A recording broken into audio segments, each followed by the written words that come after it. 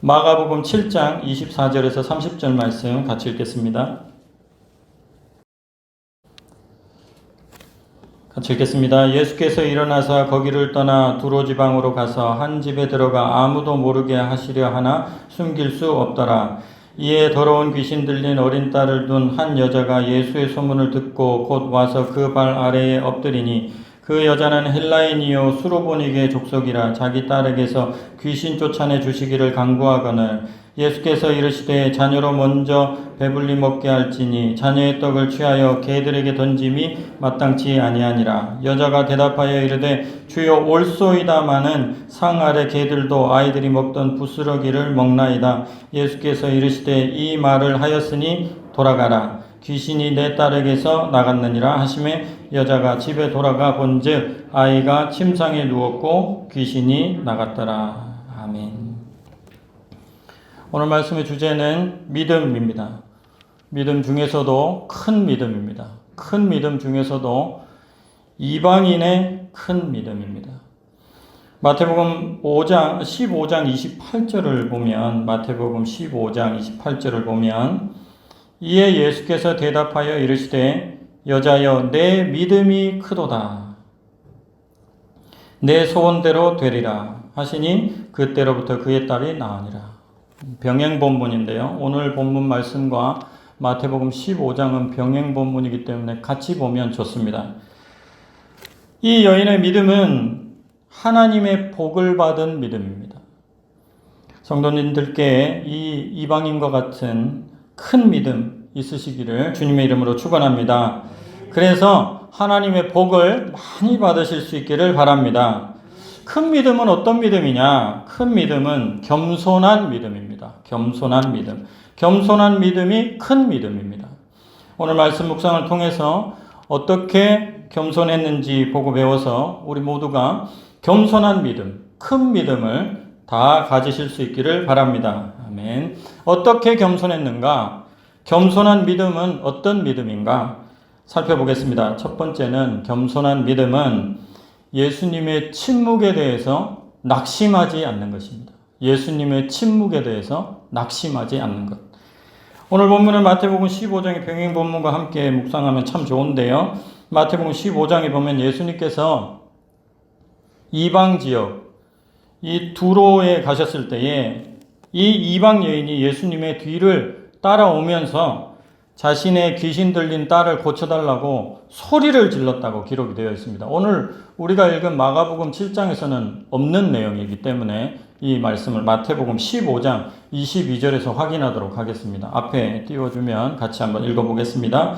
가난한 여자 하나가 그 지경에서 나와서 소리질러 이르되 주 다윗의 자손이여 나를 불쌍히 여기소서 내 딸이 흉악하게 귀신 들렸나이다.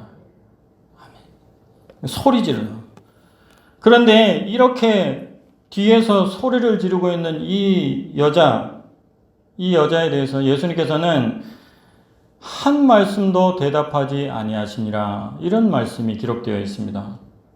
마태복음 15장 23절입니다.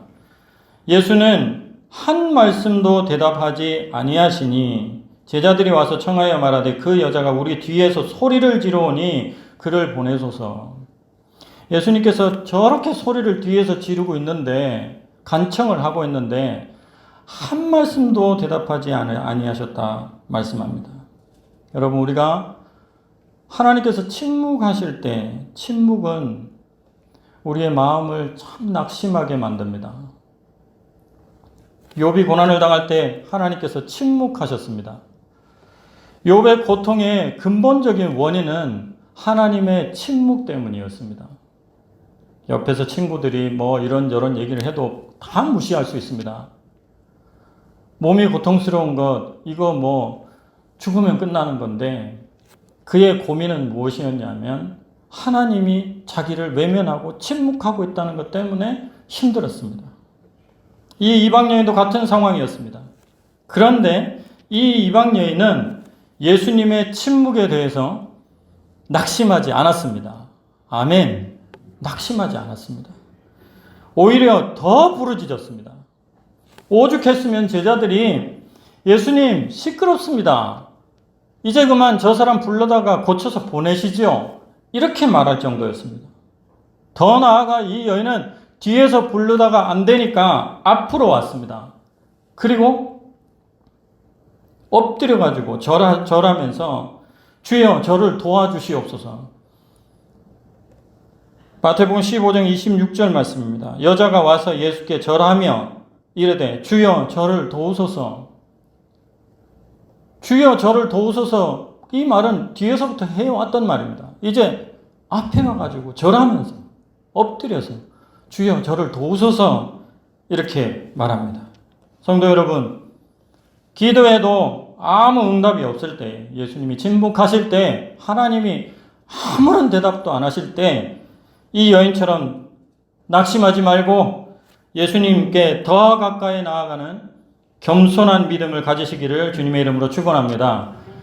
두 번째, 겸손한 믿음은 예수님의 거절에 대해서 소망이 꺾이지 않는 것입니다.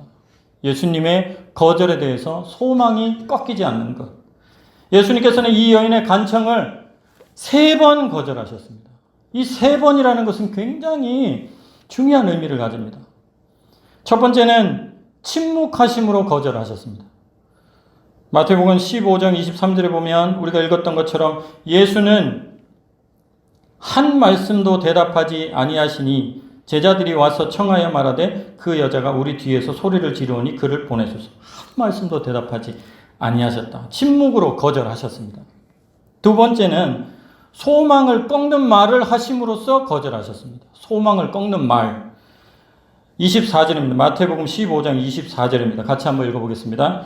예수께서 대답하여 이르시되 나는 이스라엘의 집에 잃어버린 양 외에는 다른 데로 보내심을 받지 아니하였노라 하시니, 잃어버린 양 외에는, 이렇게 말씀하시는 것입니다. 너는 내가 잃어버린 양이 아니야. 너는 내가 잃어버린 양이 아니야.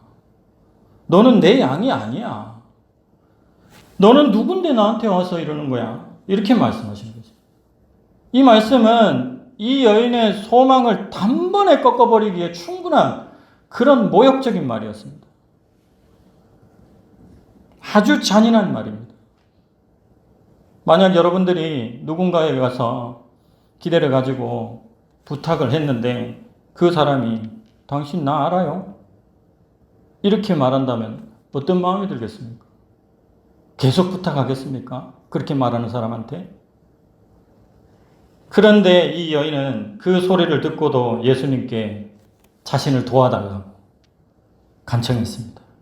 그런 말에 소망이 꺾이지 않았습니다. 세 번째, 소망을 꺾는 더 잔인한 말을 예수님께서 하심으로써 거절하셨습니다. 15장 26절입니다. 마태복음 15장 26절 같이 한번 읽어보겠습니다. 대답하여 이르시되 자녀의 떡을 취하여 개들에게 던짐이 마땅하지 아니하니라. 오늘 본문 27절에도 비슷한 말씀, 같은 말씀이 있습니다. 27절도 같이 한번 읽어보겠습니다. 예수께서 이르시되 자녀로 먼저 배불리 먹게 할지니 자녀의 떡을 취하여 개들에게 던짐이 마땅치 아니하니라. 이 말씀은 내 자식 먹일 것도 없는데 넌 뭔데 와가지고 이거 달라 하는데, 무슨 권한으로 이걸 달라 하는데, 이 개 같은, 이렇게 나와요. 인격적인 모욕을 주는 말입니다. 이렇게 강도를 높여서 3번을 말했으면 소망이 꺾일 만도 합니다. 예수님께서 해주기 싫다는 의사를 분명하고 충분하게 밝혔습니다.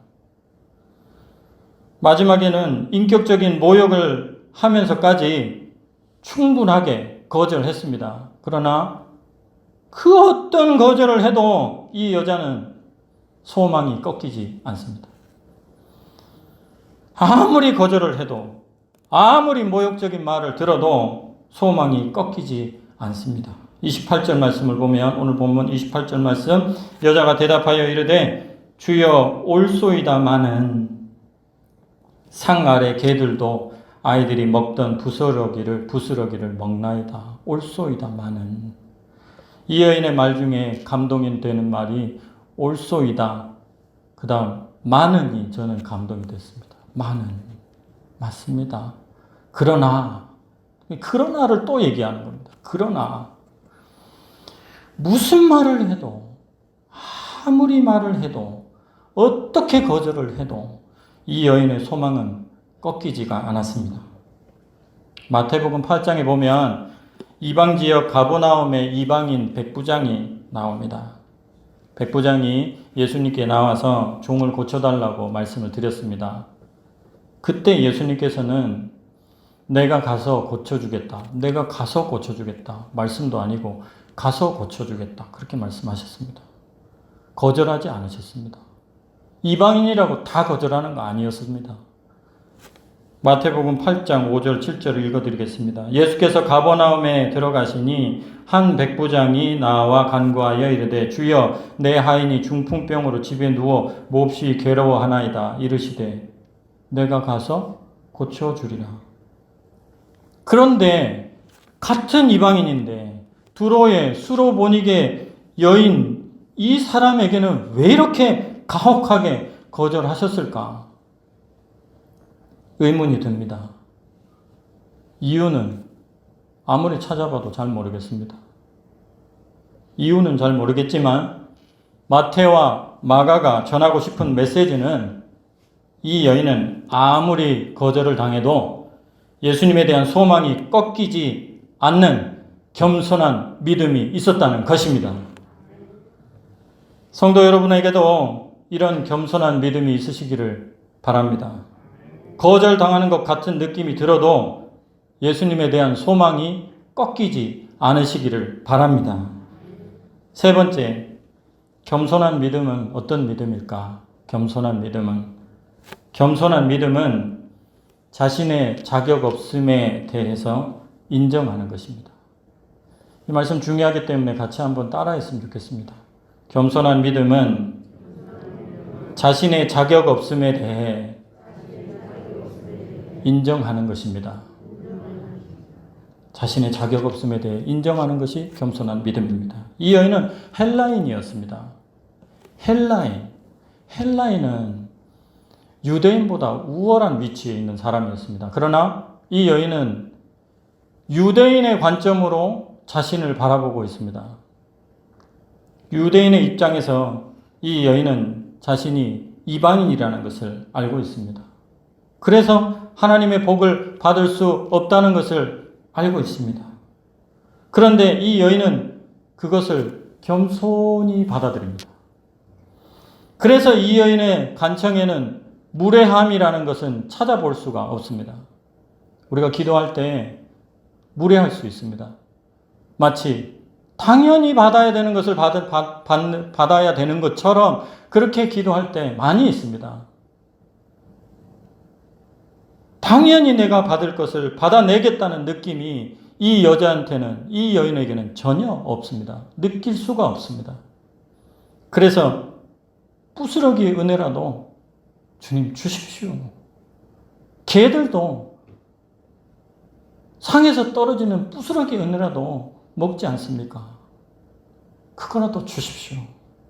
28절 말씀 같이 읽겠습니다.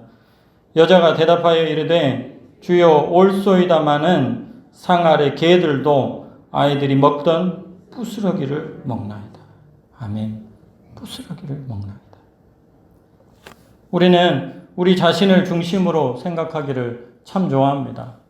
세상이 우리 자신을 중심으로 이루어지고 있는 것처럼 그렇게 생각할 때 많이 있습니다. 그래서 우리 자신이 아주 중요하다고 그렇게 믿고 생각하고 세상을 바라봅니다. 그러나 그렇지 않습니다. 제가 영국에 갔을 때 아주 기분 나쁜 경험을 한 적이 있습니다. 웨스트민스터 사원에서 그곳을 보고 숙소로 돌아올 때 시내버스를 탔습니다. 영국은 2층 버스가 되어 있는데 1층에 돈을 거슬러 주고 하는 그 안내원이 옛날 우리나라 옛날처럼 안내원이 있습니다. 근데 대부분 그 안내원들은 흑인들입니다. 흑인 여자분들이 그 안내원을 하는데 제가 내려야 할 곳이 가까이 와서 제가 2층에 있다가 1층에 문 앞에 서 있었습니다.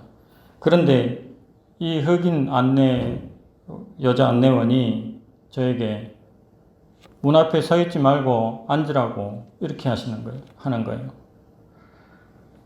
그래서 제가 다음에 내린다고 얘기를 했습니다. 그랬더니 너 귀머거리야? 가서 앉아! 이러는 거예요. 주변에 타고 있던 흑인들도 그때서부터 막 낄낄대고 저를 조롱하고 막 그러더라고요. 기분이 너무 나빴습니다. 갑자기 봉변을 당한 것 같은. 제 마음속에 이 흑인들이 이런 마음이 들었습니다. 여러분들 그런 상황 속에 그런 마음 안 들겠습니까? 그래서 제가 너무 궁금했습니다. 내가 왜 이런 대우를 받아야 되는지. 금방 내릴 거라서 서 있었는데 그게 뭐가 잘못된 건지 궁금해서 숙소에 와서 주인에게 물었더니 흑인들이 동양인들을 무시하는 경향이 있다는 것입니다. 그리고 영국은 눈에 보이지 않는 서열이 있답니다. 그 서열이 어떻냐 하면 첫째는 백인, 그 다음은 흑인, 그 다음은 동양인이라는 것입니다. 제 생각에는 저는 절대로 그렇게 생각 안 했거든요. 여러분들 서열을 만약에 백인, 서열 이렇게 따지면 안 되지만 서열을 따진다면 여러분들은 어떻게 따집니까? 동양인, 백인, 흑인 이렇게 따집니까? 백인, 동양인, 흑인 이렇게 따집니까? 여러분들 외국 나가서 흑인 보면 나보다 낫다 생각하십니까? 못하다 생각하십니까? 대부분 그렇잖아요. 저도 그런 생각을 했거든요. 저도 암암리에 저도 모르게 그래도 흑인보다는 황인이, 동양인이 낫지 이렇게 생각했는데 아닌 거예요. 영국은 백인, 흑인, 그 다음에 동양인입니다. 순전히 저만의 착각이었습니다. 동양인이 그래도 낫다고 생각하는 건 저만의 착각이었습니다. 여러분, 하나님의 관점에서 인간은 어떨까요? 하나님의 관점에서 인간은 죄인입니다. 그 죄인 중에서도 이방인인 우리는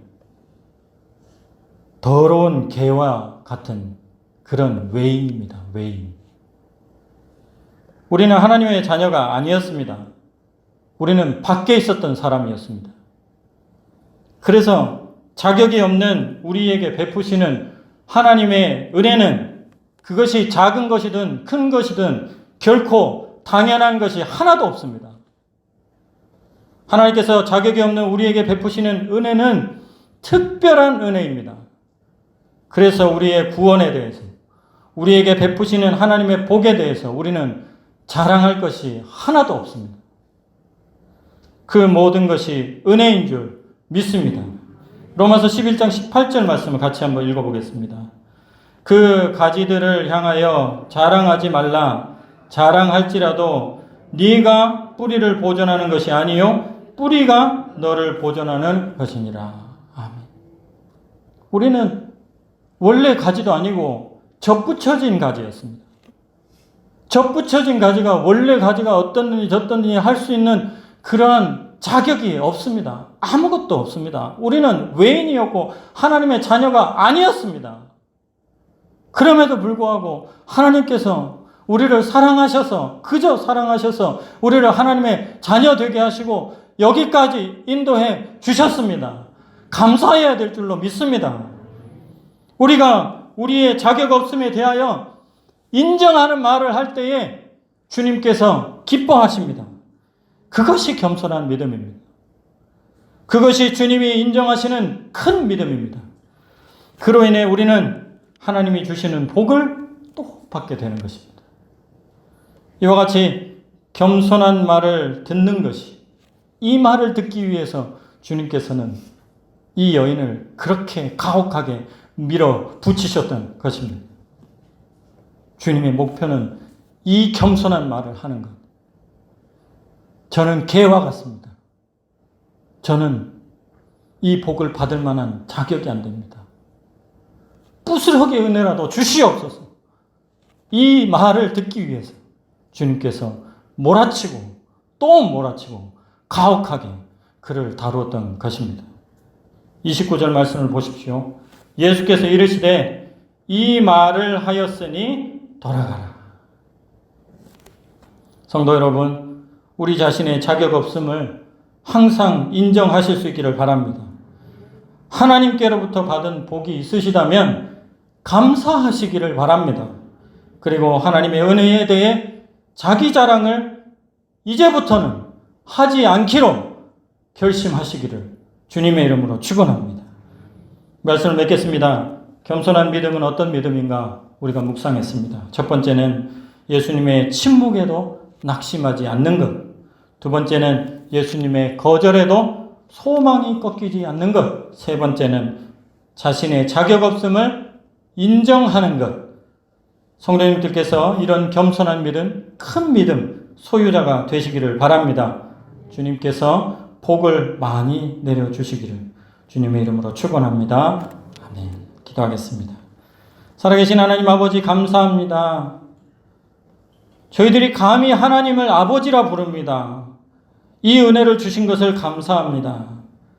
하나님 아버지, 저희들이 받은 은혜가 큰데 또 달라고 하는 저희들의 무례함을 용서하여 주시고 받은 은혜에 감사하며 우리들에게 꼭 필요한 것 있다면 겸손히 구할 때에 하나님 아버지 우리의 자격 없음을 인정하는 이 모습을 보시고 들어 응답하여 주심으로 우리가 더 하나님께 영광을 돌릴 수 있는 자리에 이르게 하여 주시옵소서. 이 모든 말씀 예수님의 이름으로 기도 올립니다. 아멘.